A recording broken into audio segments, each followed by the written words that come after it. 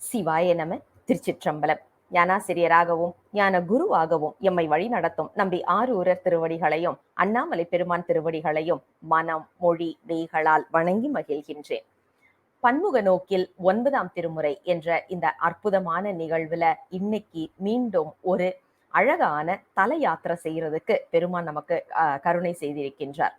அதாவது தல யாத்திரை அப்படின்னு சொல்லியாச்சுன்னா ஒரு கோயிலுக்கு போனா எப்படியெல்லாம் பார்க்கணும், எதையெல்லாம் பார்க்கணும் அப்படிங்கிறத அம்மா அவர்களுடைய போன பொழிவுல இருந்து நாம தெரிஞ்சுக்கிட்டோம் கங்கை கொண்ட சோழபுரம். அதே மாதிரி இன்று வேறு ஒரு தலமா இல்ல அதே தலமான்னு தெரியல, ஒரு சர்ப்ரைஸா தான் வச்சிருக்காங்க.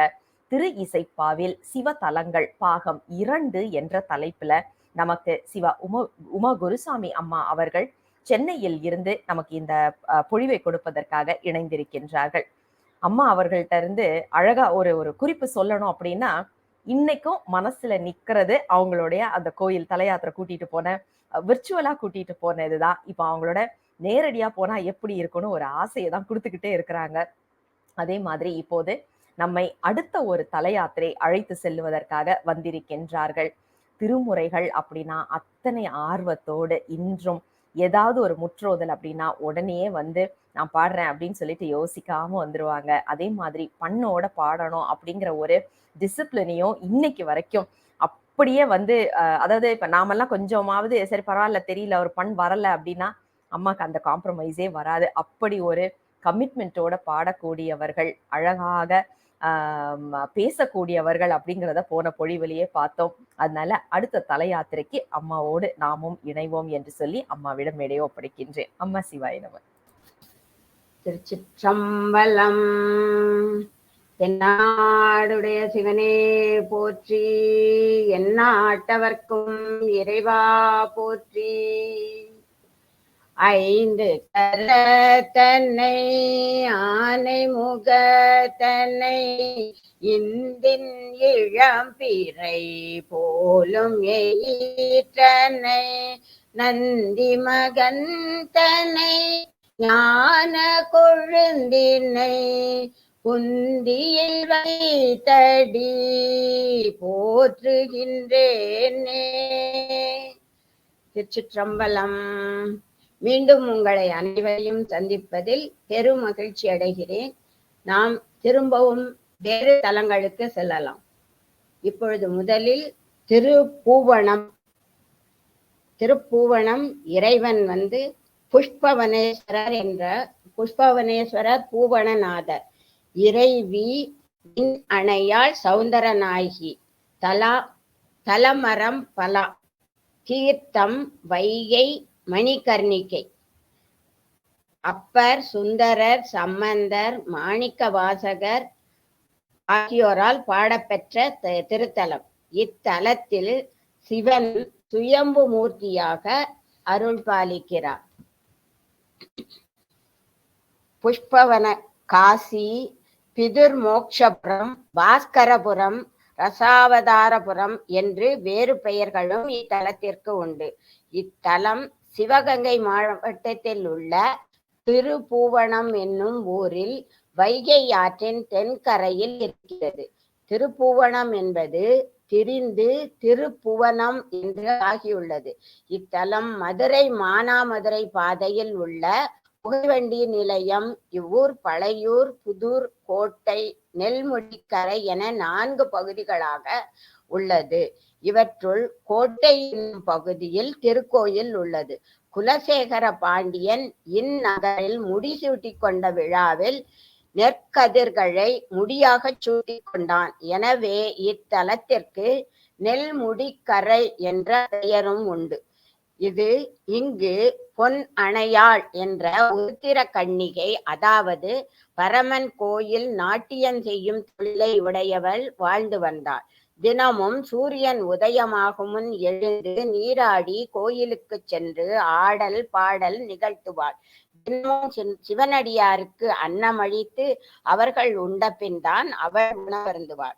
இவளது அடியார் பக்தியை உலகிற்கு அறிவிக்க பூவனநாதர் திருவுளம் கொண்டார். கோயிலுக்கு ஒரு சோமாஸ்கந்த மூர்த்தியை பொன்னால் செய்து பிரதிஷ்டை செய்ய வேண்டும் என்ற எண்ணத்திற்கு அவள் உள்ளத்தில் உண்டு பண்ணினார். மூர்த்தியை தான் நினைத்தபடி எவ்வாறு செய்வது என்று ஏங்கினாள். சோமாஸ்கந்த மூர்த்தியை மெழுகால் செய்தாள். பூர்த்தி செய்ய பொன் இல்லையே என்று சோர்வுற்றாள். பூவனநாதர் ஒரு சித்தர் வடிவம் கொண்டு அவள் வீட்டிற்கு வந்தார். அவள் முகம் வாடியிருக்கும் காரணத்தை கேட்டார் சித்தர். அவரிடம் தன் எண்ணத்தை கூறினாள். இறைவன், பெண்ணே, உன் வீட்டில் இருக்கும் செம்பு, பித்தளை, ஈயம், வெள்ளி அனைத்து பாத்திரங்களையும் கொண்டு வரச் சொல்லி அவை அனைத்தையும் புடம்போட்ட பொன்னாக மாற்றி தருகிறேன். நீ சோமாஸ்கந்த மூர்த்தம் வார்ப்பித்து கோயிலில் பிரதிஷ்டை செய் என்றார். அதன்படியே சித்தரும் திருநீறு தூவி புடம் போட மறுநாள் காலை அனைத்து உலோகங்களும் பொன்னாக மாறியது. பொன்னணையாளுக்கு அவள் எண்ணப்படி மூர்த்தியை பிரதிஷ்டை செய்து கும்பாபிஷேகம் செய்தாள். பொன்னால் செய்த மூர்த்தியை கண்ட அவள் அதன் அழகில் ஈடுபட்டு அதன் கன்னத்தை தடவி முத்தம் கொடுத்தாள். அந்த நகப்புரியை இன்றும் பெருமானின் கன்னத்தில் காணலாம். பின்பு இறைவன் திருவடியில் இரண்டர கலந்தாள். இது திருவிளையாடற் புராணம் 36வது படலமாகும். இதுவே ரசவாத படலம் என்றும் கூறப்படுகிறது. போற்றி கலிவெண்பாவில் ஈண்டு அயன்மால் வன்மனத்து கெட்டான் வடிவெடுத்து பொன்னணையாள் நன்மனையிற் சென்ற நடை போற்றி என்று பாடியுள்ளார். திருஞான சம்பந்தர் இத்தலத்திற்கு வருகை தந்தபோது வைகை ஆற்றை கடந்து தான் அக்கறையில் உள்ள கோயிலுக்கு செல்ல வேண்டியிருந்தது. வைகை ஆற்றில் கிடந்த மணல் யாவும் சிவலிங்கங்களாக காட்சியளித்தன. அதனால் அவர் எப்படி நாம் மிதித்து கொண்டு அங்கு செல்வது, ஆற்றை கடந்து அங்கு செல்வது என்று எண்ணிக்கொண்டு அங்கேயே இருந்து தலத்து இறைவன் மீது பதிகம் பாடினார். ஆற்றின் இக்கரையில் இருந்து இறைவன் திருமேனியை தரிசிக்க நந்தி மறைத்தது. இறைவன் பூவனநாதர் தன் சந்நிதியை மறைத்த நந்தியை சற்று இடதுபுறமாக சாய்ந்து கொள்ளவும் என்று பணித்தார். நந்தியும் தனது தலையை சாய்த்து உடலை சாய்த்து கொண்டது. திருஞான சம்பந்தரும் பூவனநாதரை கண்குளிர கண்டு வணங்கினார். சம்பந்தர் தரிசிக்க சற்று சாய்ந்த நந்தி இன்றைக்கும் சாய்ந்தவாறே இருப்பதை காணலாம். வைகை ஆற்றின் மறுக்கரையிலிருந்து தேவாரம் பாடிய மூவரும் தொழுத இடம் மூவர் மண்டபம் என்று இன்றும் அழைக்கப்படுகிறது. பிரமன் வழிபட்ட பதி. இங்கு வைகை ஆறு வடக்கி நோக்கி உத்தரவாகினியாக பாய்கிறது. எனவே இவ்விடம் மிகவும் விசேஷமானதாகும். இறந்தோரின் எலும்புகளை இங்கு புதைப்பது அவர்கள் மேலான நற்கதியை பெறுவார்கள் என்பது மரபு. சூரியனின் சாபம் நீங்க பெற்ற தலம் என்கிற பெருமையும் இத்தலத்துக்கு உண்டு. அதை அறிந்த சேர, சோழ, பாண்டிய மன்னர்கள் இங்கு வந்து வழிபட்டு பித்ருக்களை ஆராதித்து சூரிய நமஸ்காரம் செய்து விநாயகரை வழிபட்டுள்ளனர் என்கிறது ஸ்தல வரலாறு. பாஸ்கர விநாயகருக்கு அருகில் சூரிய தீர்த்தம் உள்ளது. இந்த தீர்த்தத்தை தலையில் தெளித்து கொண்டு பாஸ்கர விநாயகருக்கு அருகம்புல் சாத்தி வழிபட்டால் சகல தோஷங்களும் நீங்கி சௌபாக்கியத்துடன் வாழலாம் என்று புராணம் கூறுகிறது. புராண காலத்தில் தர்மயஜன் என்பவன் தன் தந்தையின் அஸ்தியை காசியிலிருந்து ராமேஸ்வரம் கொண்டு செல்லும் வழியில் இத்தலத்தில் சற்று ஓய்வு எடுக்கும் பொழுது அங்கு கூட வந்தவன் கலசத்தை திறந்து பார்க்க புஷ்பமாக இருந்ததாம் அந்த அஸ்தி. பின்பு தான் பார்த்த இந்த காட்சியை தர்மயஜனிடம் அப்போது அவன் கூறவில்லை. ஓய்வு முடிந்து ராமேஸ்வரம் சென்று கடலில் அஸ்தியை கரைக்க கலசத்தை திறந்த போது அஸ்தியாகவே இருந்தது.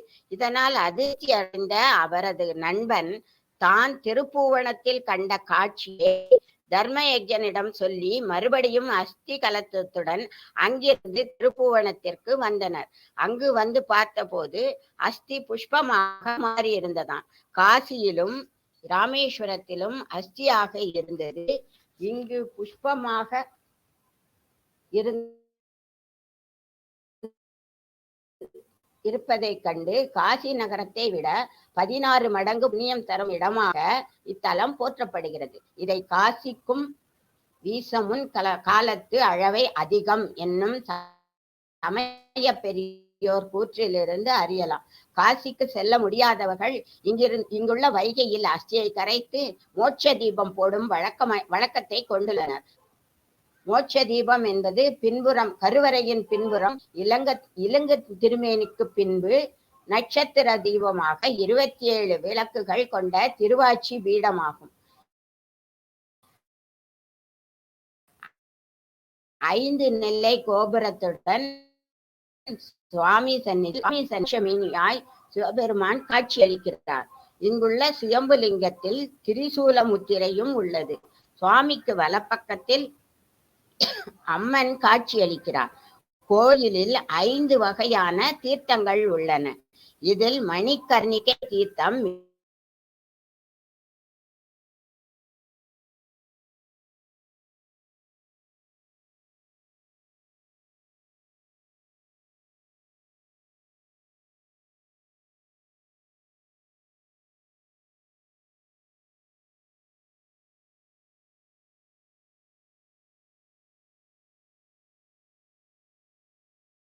அறிந்து செய்த பாவத்தை நீக்கிய திருத்தலம்.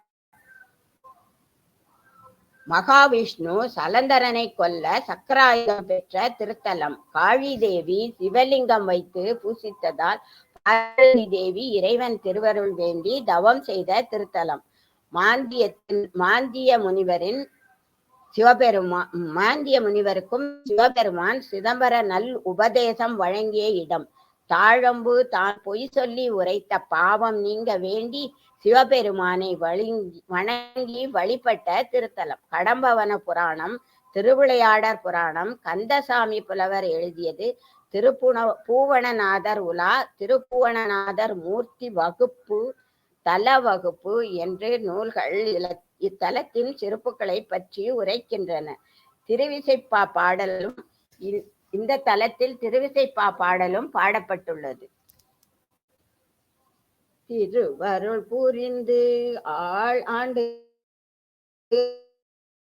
கொண்டு இங்கன் சிறியனுக்கு இனியது காட்டி பெரிதருள் புரிந்து ஆனந்த தரும் பெருமையில் பெரியதொன்றுள்ளதே மருதறி சிறும் கோங்கையில் மரஞ்சடி வரை வள்ளம் கவர்ந்து எழி வைகை பொறு திரை மறுகோங்காவண வீதி பூவணம் கோயில் கொண்டாயே பூவணம் கோயில் கொண்டனை ஆண்ட புனிதனை வனிதை பாகனை கோவணம் கொண்டு வெண்தலை ஏந்தும் குழகனை அழகலாம் நிறைந்த தீரணம் தன்னை செழுமண தெரியும் திகழ் கருவூரனின் உரைத்த பாவன தமிழ்கள் 10 வல்லார்கள் பரமனதுருவமாகுவரே. அடுத்து நாம் செல்ல இருக்கும் திருத்தலம் திருவிடைக்கழி. இறைவன் காமேஸ்வரர், இறைவி காமேஸ்வரி. தலமரங்கள் குராமரம், மகிழமரம். தீர்த்தம் சரவண தீர்த்தம், கங்கை கிணறு. தைப்பூசம், பங்குனி உத்தரம், வைகாசி விசாகம், திருக்கார்த்திகை ஆகியவை இங்கு விழாவாக நடிக்கிறது. இங்கு தான் முருகன் தெய்வ யானைக்கு நிச்சயதார்த்தம் நடந்தது. இதை வெளிப்படுத்தும் வகையில் தெய்வ யானையின் முகம் வெட்கத்தால் சற்று சாய்ந்தது போல் உள்ளது சிறப்பு. இக்கோயில் தற்போது முருகன் தலமாகவே பிரசித்தி பெற்றுள்ளது. முசுகுந்தன், வசிஷ்டர், சேந்தனார், அருணகிரிநாதர் ஆகியோர் இங்கு வந்து வழிபட்டனர். தீராத பழி பாவம் நீங்க, மனத்தெளிவு பெற, சிறந்த அறிவு பெற, திருமண தடை நீங்க இத்தலத்தில் பிரார்த்தனை செய்யப்படுகிறது. கருவறையின் உட்புறத்தில் ஒரு சிவலிங்கமும் முருகனுக்கு முன்புறம் ஒரு ஸ்படிகலிங்கமும் உள்ளது. முருகன் சிவபூஜை செய்த நிலையில் பாவ விமோசன சுவாமியாக அருள்கிறார். 7 நிலைகளுடன் கூடிய ராஜகோபுரம் உள்ளது. 6 அடி உயரத்தில் முருகன் நின்ற கோலத்தில் கிழக்கு நோக்கி அருள் புரிகிறார். முருகன் சூரபத்மனை வதம் செய்த பிறகு அவரது மகன் இரணாசுரன் சுறாமியின் வடிவெடுத்து தரங்கம்பாடி கடலில் ஒழிந்திருந்தான். சிவபக்தனான அவனை அன்னை பராசக்தியின் அருள் பெற்று முருகன் கொன்றான். அசுரனாக இருந்தாலும் சிவபக்தன் என்பதால் முருகனுக்கு பாவம் உண்டானது. அதை போக்க பராசக்தியின் ஆலோசனைப்படி முருகன் இத்தலத்தில் உள்ள குராமரத்தின் அடியில் சிவனை நோக்கி தவமிருந்து பலனடைந்ததால் குராமர நீழலில் அமர்ந்த சிவனை வழிபட்டதால் திருக்குறாவடி என இத்தலத்திற்கு பெயர் வந்தது.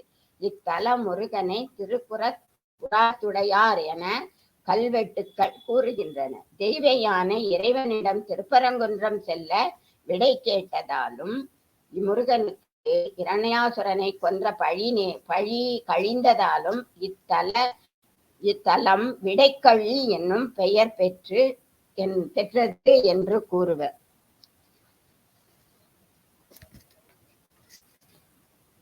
மாலுலமனம் தந்தென் கையில் சங்கம் வவ்வினமலை மகள் மதலை மேல் உலாம் தேவர் குலமுழுதாளும் குமர வள்ளி தன்மணாளன் சேல் உலாம் களனி திரு இடை கழியில் திருக்குறானீழல் கிழின்ற வேல் உலாம் தடக்கை வேந்தன் என் சேந்தன் என்னும் என் மெல்லியல் இவளே கொழுந்திரள்வாயார் தாய்மொழியாக தூய்மொழி அமரர் கோமகனே செழுத்திரள் சோதி செப்புரை சேந்தன் வாய்ந்த சொல்லிவை சாமியையே செழுந்தடம் பொழில் சூழ் திரு இடை கழியில் திருக்குறானீழல் நின்ற எழும் கதிர் ஒளியை ஏத்துவார் கேட்பாரிடர் கெடும் ஆலுலா மனமே.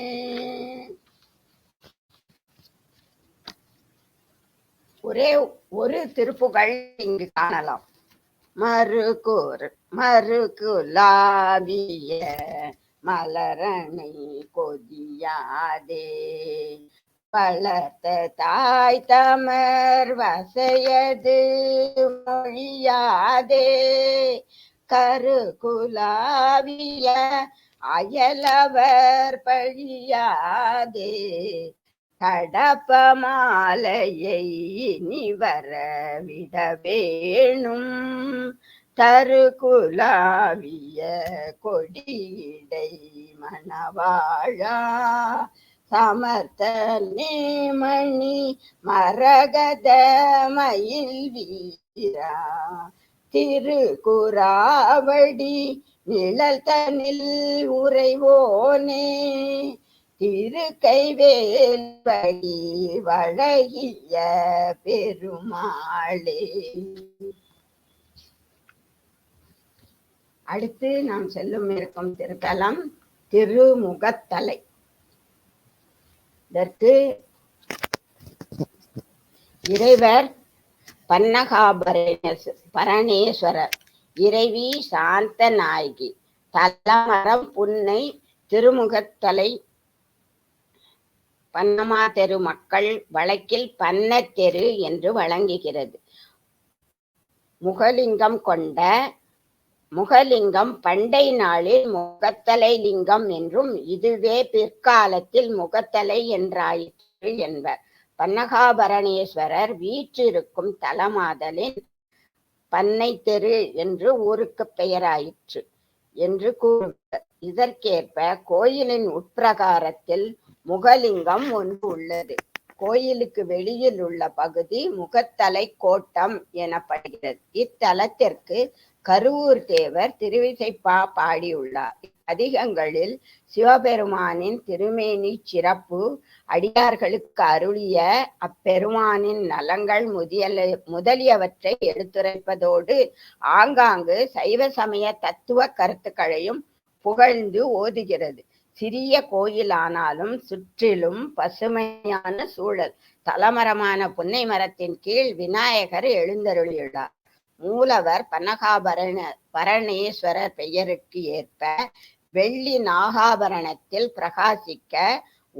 பிரகாசிக்க ஒளிர்விட்டு காட்சியளிக்கிறார். அம்பாள் சாந்தனாகி நின்ற கோலத்துடன் அற்புதமாக மனத்திற்கு சாந்தி தரும் காட்சி இக்கோயில் மதுரை திருஞான சம்பந்தர் ஆதீனத்தின் அருளாட்சிக்கு உட்பட்டது.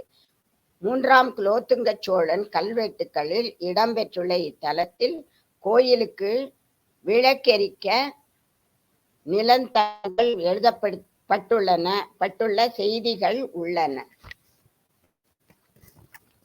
புவன நாயகனே அகவுயிர் கமுதே பூரணாரணம் பொழியும் பவளவாய் மணியே பணி செய்வார்க்கிறங்கும் பசுபதி பன்னகபரணா அவனி அரு பொன்று அருள் புரிந்தடியே நகத்திலும் முகத்தலை மூது தவழமணி பூங்கோயிலும் அமர்ந்தார் தனியனே தனிமை நுங்குதற்கே மூலாய் முடிவாய் முடிவிலா முதலாய் முகத்தலையாக தமர்ந்தினிய பாலுமயமுதம் பன்னகபரணன் பனிமல திருவடியினை மேல் ஆலயம் பாதின் அலைய சொற்கருபூராமுதுட நீ தமிழ் மாலை சீலம பாடும்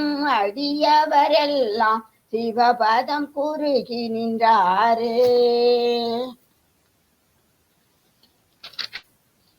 அடுத்து நாம் தஞ்சை பெரிய கோயிலுக்கு செல்லலாம்.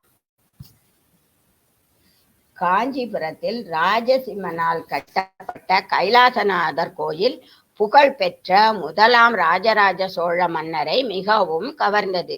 இதே போல் மிகவும் பிரம்மாண்டமான கோயிலை கட்ட அவர் விரும்பினார். அப்படி கட்டப்பட்ட கோயில்தான் இந்த தஞ்சை பெரிய கோயில். உலகம் வியக்கும் உன்னதமான இந்த கோயிலை கிபி 10ஆம் நூற்றாண்டு கட்டினார்கள். இந்த கோயிலை கட்டுவதற்கு வெளி மாவட்டம் மற்றும் வெளி மாநிலங்களில் இருந்து கற்கள் கொண்டு வரப்பட்டது. அதுவும் கற்களை செதுக்கி ஒரு வடிவத்திற்கு கொண்டு வருவதற்கு 25 ஆண்டுகளும், பின்பு செதுக்கிய கற்களை அடுக்குவதற்கு 9 ஆண்டுகளும், மொத்தம் 34 ஆண்டுகள் ஆனது. தமிழர்களின் வீரத்திற்கும் கட்டிடக்கலைக்கும் மிகப்பெரிய உதாரணமாக தமிழகத்தின் நெற்களஞ்சியமான தஞ்சையில் அமைந்திருக்கும் தஞ்சை பெரிய கோயிலை கூறலாம். தஞ்சை பெரிய கோயில் கோபுரம் மட்டும் தரைத்தளத்திலிருந்து 216 அடி உயரத்தில் உள்ளது. அதன் உச்சியில் உள்ள வட்ட வடிவ பிரம்ம மந்திரம் கல் 80 டன் எடையுள்ள ஒரே கல்லினால் செய்யப்பட்டது. தஞ்சை பெரிய கோபுரத்தின் கலசத்தில் உள்ள நிழல் கீழே விழாதபடி கட்டப்பட்டுள்ளது என்று கூறுகின்றனர். தஞ்சை பெரிய கோயில் தமிழர் கலைத்திறமையும் பாரம்பரியத்தையும் உலகிற்கு எடுத்து சொல்கிறது. இதற்கு உதாரணமாக தஞ்சை பெரிய கோயிலில் உள்ள சிவலிங்கத்தின் உயரம் 12 அடி, சிவலிங்கத்தின் பீடத்தின் உயரம் 18 அடி. இதே போல் தமிழில் மெய்யெழுத்துக்கள் 12ம் தமிழில் மெய்யெழுத்துக்கள் 18ம் உயிரெழுத்துக்கள் 12ம் ஆகும். இதே போல் தமிழில் மெய்யெழுத்துள்ள 18 கோயிலின் கோபுரத்தின் உயரம் 216 அடி. இதே போல் தமிழின் உயிர்மெய் எழுத்துக்கள் 216. சிவலிங்கத்திற்கும் நந்திக்கும் இடையே உள்ள இடைவெளி 247 அடி. இதுபோல் தமிழ் மொழியின் மொத்த எழுத்துக்களும் 247 ஆகும். 2-3 தளங்களை மட்டுமே கொண்டு கோயில்கள் கட்டுப்பட்டு வந்த காலத்தில் கற்களே கிடைக்காத காவிரி சமவெளி பகுதியில் 15 தளங்கள் கொண்ட சுமார் 200 அடி உயரமான ஒரு கற்கோயிலை முதலாம் ராஜராஜ சோழன் கட்டினார். தஞ்சை பெரிய கோயிலில் கருவறையில் உள்ள சிவலிங்கம் உலகிலேயே பெரிய சிவலிங்கம் ஆகும். 6 அடி உயரம், 54 அடி சுற்றளவு கொண்ட ஆவுடையார், 23 அடி உயரம் கொண்ட லிங்கம் தனித்தனியாக கருங்கற்களால் செதுக்கப்பட்டு இணைக்கப்பட்டுள்ளது. இக்கோயிலின் நுழைவாயிலில் அமைக்கப்பட்டுள்ள பிரம்மாண்டமான நந்தி சிலையின் உயரமும் அகலமும் முறையே 13 மற்றும் 16 அடிகள் ஆகும். 1997ஆம் ஆண்டிற்கு பிறகு, அதாவது 23 ஆண்டுகளுக்கு பிறகு, தஞ்சை பெரிய கோயிலுக்கு குடமுழுக்கு 220 பிப்ரவரியில் நடைபெற்றது. தஞ்சாவூரில் காவிரியின் தென்கரையில் அமைந்திருக்கும் திருக்கோயில் ராஜராஜ ஆலயம் என பல பெயர்களில் குறிப்பிடப்படுகிறது. இந்த கோயில் கலையின் உன்னதமான சான்றாக கருதப்படுகிறது. கோயிலின் சில பகுதிகள் பிற்கால பாண்டியர்கள், விஜயநகர மன்னர்களால் கட்டப்பட்டன. முன் தாழ்வாரம், நந்தி மண்டபம், அம்மன் சந்நிதி, சுப்பிரமணியர் சந்நிதி தவிர மற்ற பகுதிகள் ராஜராஜ சோழன் காலத்திலேயே கட்டப்பட்டவை. யுனெஸ்கோ உலக பாரம்பரிய சின்னம் என்று அந்தஸ்தை பெற்ற இந்த கோயில் இந்திய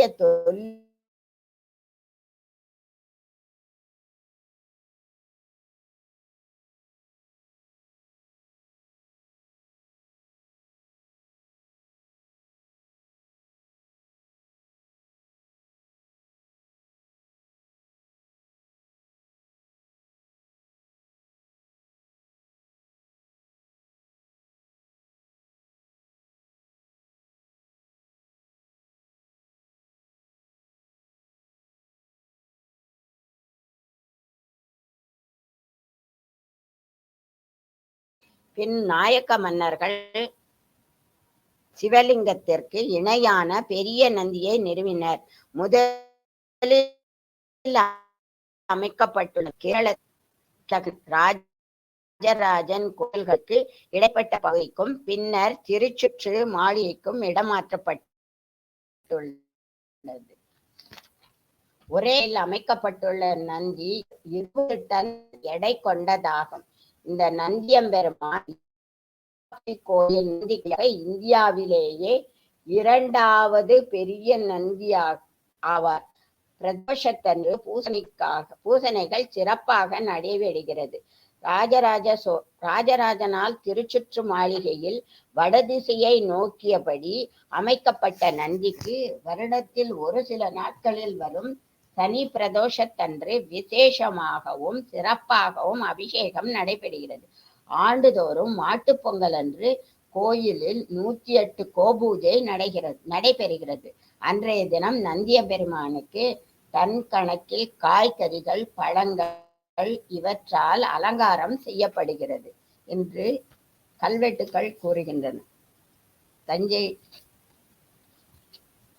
உலகெல்லாம் தொழ வந்தெழு கதிர் பருதி 100,000 கோடி அலகெல்லாம் போதிந்த திருவுடம்பச்சோ அங்கனே அழகிதோ அரணம் பலகுலாம் படை செய் நெடுநிலை மாடம் பருவரை ஞாங்கர்வன் திங்கள் இலை குலம் பூதனத்து இஞ்சி சூழ் தஞ்சை ராசரசேச்சரதிவர்க்கே சரள மந்தார சண்பகவகுழ சந்தன நந்தனவனத்தின் இருள் விரி மொழிபின் இஞ்சி சுழ்தஞ்சை ராசரசேச்சர திவரை அருமருந்தருவிந்தல்லல் தீர்க்கரு அறைந்த சொல் மாலை இறைந்தின்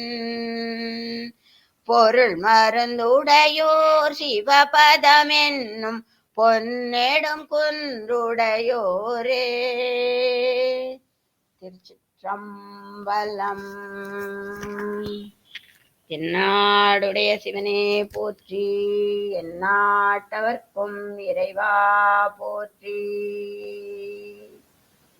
வான்முகில் வழாது பெய்க மலிவளம் சுரக்க, மன்னன் கோன்முறை அரசு செய்க, குறைவில்லாதுயிர்கள் வாழ்க, நான்மறை அறங்கள் ஓங்க, நற்றவம் வேள்வி மல்க, மேன்மைக்குள் செய்வ நீதி விளங்குக உலகம் எல்லாம், மேன்மைக்குள் செய்வ நீதி விளங்குக உலகம் எல்லாம், மேன்மைக்குள் செய்வ நீதி விளங்குக உலகம் எல்லாம். திருச்சிற்றம்பலம்.